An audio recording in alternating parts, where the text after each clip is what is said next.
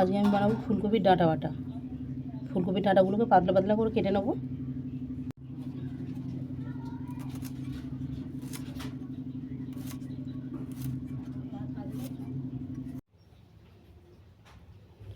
এরপর কড়াতে জল দিয়ে ফুলকপির ডাঁটাটাকে ভাপে নেব।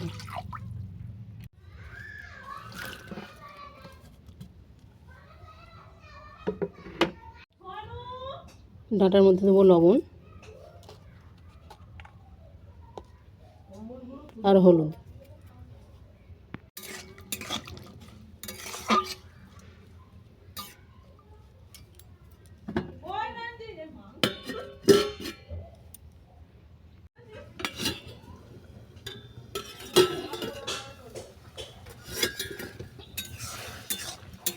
ডাঁটা আমার ভাপানো হয়ে গেছে, এবার ছেঁকে জল থেকে তুলে নেব।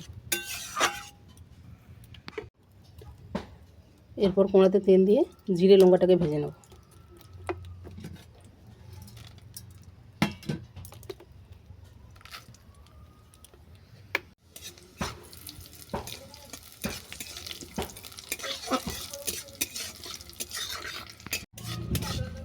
জিরে লঙ্কা ভাজা হয়ে গেছে, এই তেলে আমি ফুলকপির ডাঁটাটাকে ভেজে নেব।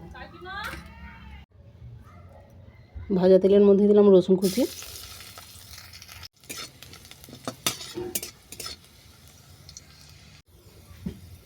দেখো রসুনগুলো আমার বেশ বাদামি করে ভাজা হয়ে গেছে। এরপর ফুলকপির ডাঁটাটাকে তুলে দেবো।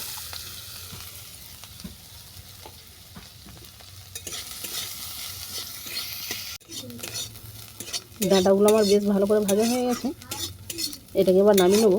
নামিয়ে নিয়ে টমেটো আর চিংড়ি মাছ আমি আলাদা আলাদা করে ভেজে নেব। আবারও কড়াতে অল্প করে তেল দিলাম,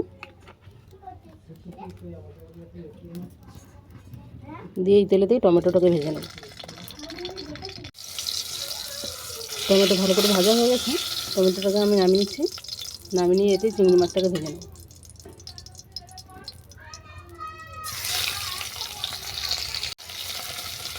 এতে দিলাম লবণ আর হলুদ।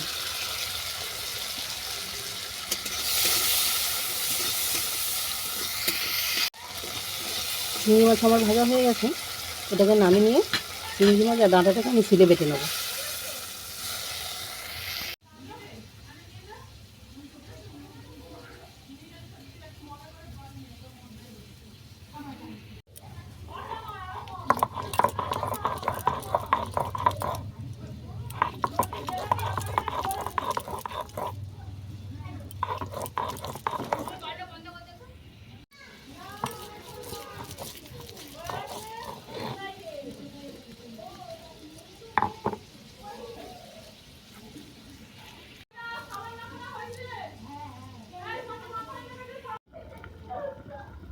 এরপর নিলাম টমেটো ভাজা,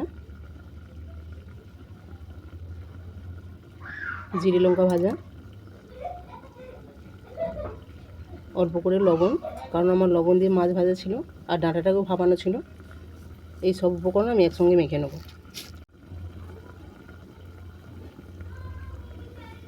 টমেটোর খোসাটাকে ফেলে দেবে, দিয়ে মাখবে।